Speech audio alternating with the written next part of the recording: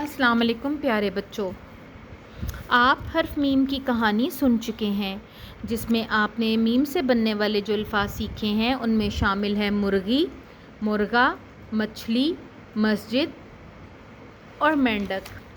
چلیے آج ہم حرف میم کے متعلق مزید سیکھیں گے۔ یہ دیکھیے، یہ ایک مرغی کی تصویر ہے اور اس کے اندر مختلف حروف دیے گئے ہیں۔ آپ نے اس میں سے حرف میم کو تلاش کر کے اس کے اندر رنگ بھرنا ہے۔ آپ اپنی مرضی سے کوئی بھی رنگ بھر سکتے ہیں۔ اس طرح سے آپ حرف میم کو بآسانی پہچان سکتے ہیں کیونکہ حرف میم ابھی تک کے پڑھے گئے تمام حروف سے بناوٹ میں مختلف ہے۔ مجھے امید ہے آپ بآسانی اور بہت اچھے سے اس سرگرمی کو انجام دے لیں گے۔ چلیے اب ہم حرف میم کی بناوٹ کی بات کرتے ہیں۔ یہ حرف میم ہے اور یہ حرف میم کی چھوٹی شکل ہے۔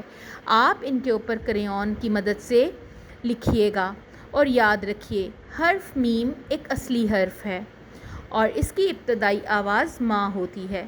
حرف میم ہمیشہ لائن کے نیچے اس طریقے سے لکھا جاتا ہے۔